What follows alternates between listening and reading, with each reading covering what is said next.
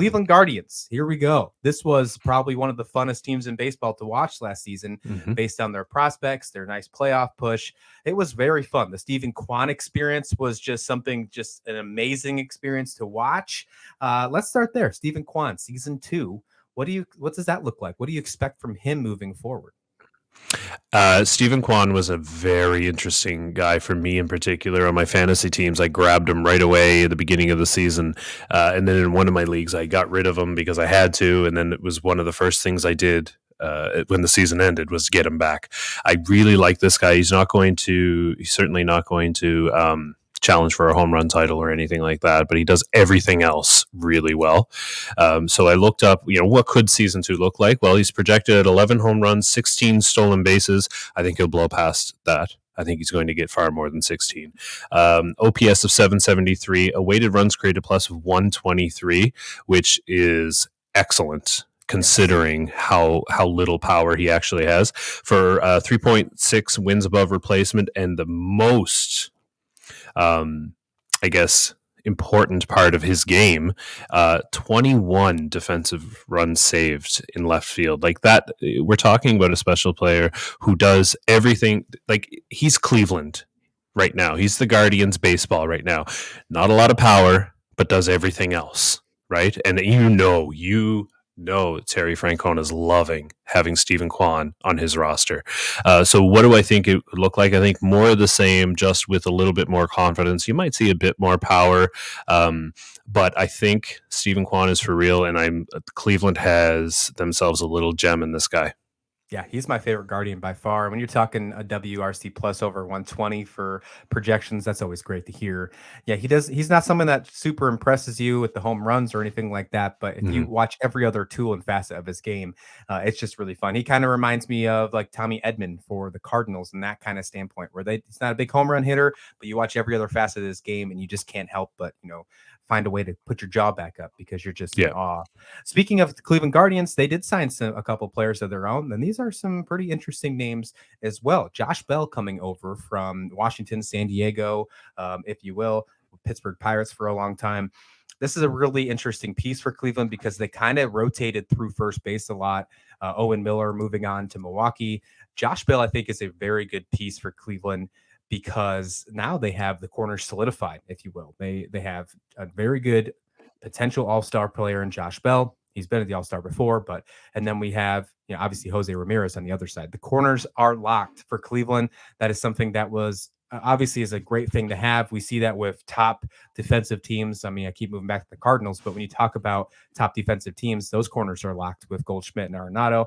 This is something that you can kind of put in comparison to, maybe not fully and defensively, but definitely with offensive production as well. I like this pickup. I think this is a great signing for Cleveland. It shows that they're not afraid to spend money, something they didn't do last year at all. We didn't see that happen. Now we see Josh Bell. I think this is a good game plan by the general management. What's your thoughts about him? Yeah, I agree. When you finish the way Cleveland finished last season, and you look around the rest of the division, and you literally are head and shoulders above, I think there's no point in not adding a Josh Bell.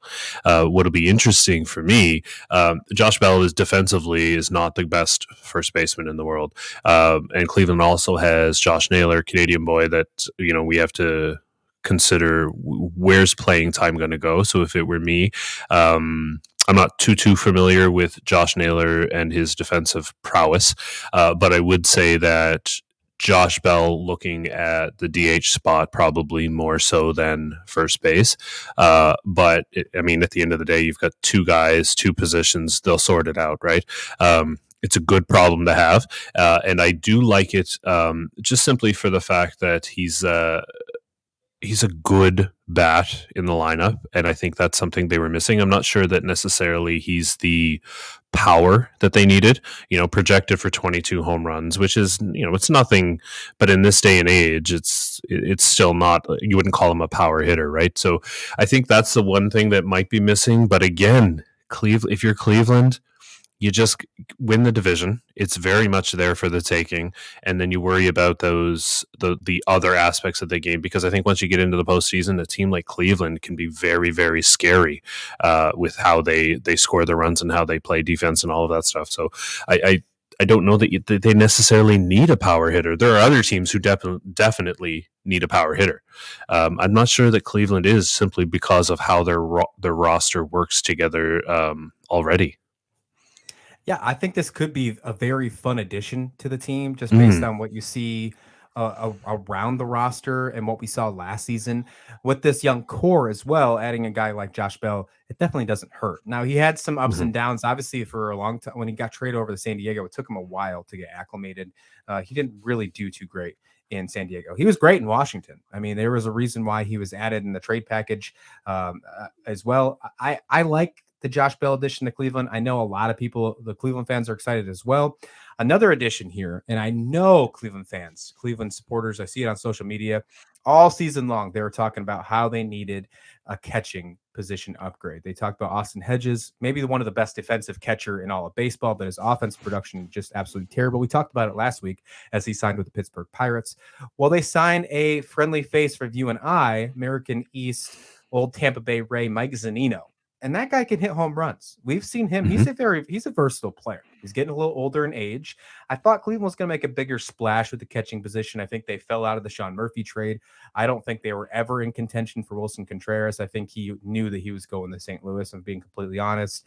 But Mike Zunino, this is a nice little addition for Cleveland. What's your thoughts on him? I think they needed to solidify and upgrade this position. I will say it's an upgrade, but I just don't know if it's as much as an upgrade as they hope.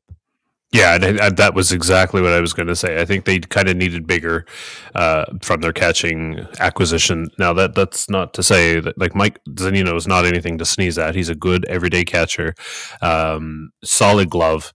Not so much with the bats, but again, as we said with Christian Vasquez, you don't really need to be if you can do the other parts of the game well, right? But yes, I agree that I think they kind of settled at the catcher position. But there was a lot of teams, like the catching position, more so than a lot of years, was a big topic all off season. And so you felt like there was more out there. There was more that they could have done. But, things work out the way they work out, and they're with Mike Zunino now. And is it what they hoped for? Probably not, if we're being honest. But is it? Does that mean it's bad? No, I don't think so. I think it can still work out rather well for them because I like Zunino as a catcher. I think it's a good pickup, just not necessarily maybe what they were hoping for. We saw Cleveland in the playoffs last season. A lot of people were very surprised with that, with the young core coming in, with the fact that they didn't spend any money in the offseason. They had a lot of waiver claims, if you will. It worked out for them. I wonder if we're going to see some of these other low market, low budget teams start to make that strategy. I think that might be something we do see in the future. However, was last season a fluke for Cleveland? That's a real big question that I'm curious about. Obviously, they spent money this year, so there's a step in the right direction. Will this young core that they still have get them back into a playoff contention once more this season, Sean? I think so. And I think simply just by being in the AL Central, if for no other reason. I think that's the first thing.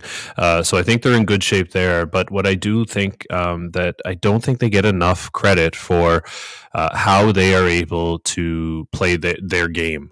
Because their game is different than a lot of other playoff teams, and I think that that's something that will pay off for them again this coming season. I think that if anything, they've kind of gelled into a style of baseball that seems to have worked for them. And how can you not buy into anything Terry Francona says, right? Like there's also that with him leading the ship and the players seeing things pay off. I can't see anything being different for them. I don't know that last year was a fluke. If it was, they're going to turn it into something that changes that perception, because I think they're here to stay. I especially given how weak the rest of the division is. 92-70 last season. Yeah. Over under for this season.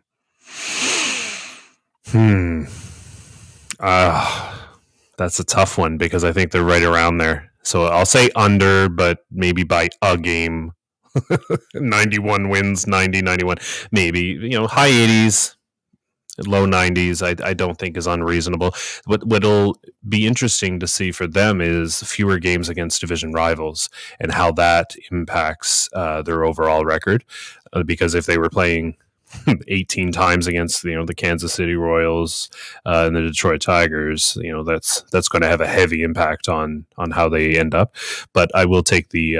I know you last time you said one word, and I've certainly blown past that. But so I'll say the under, but just barely. All right. I'm going to say over, and I think it's just the complete opposite. I think it's just barely as well, like 93, 94, but I'm Yeah. very consistent with this team. I'm very confident this team is going to be at the top of this division again. Mhm.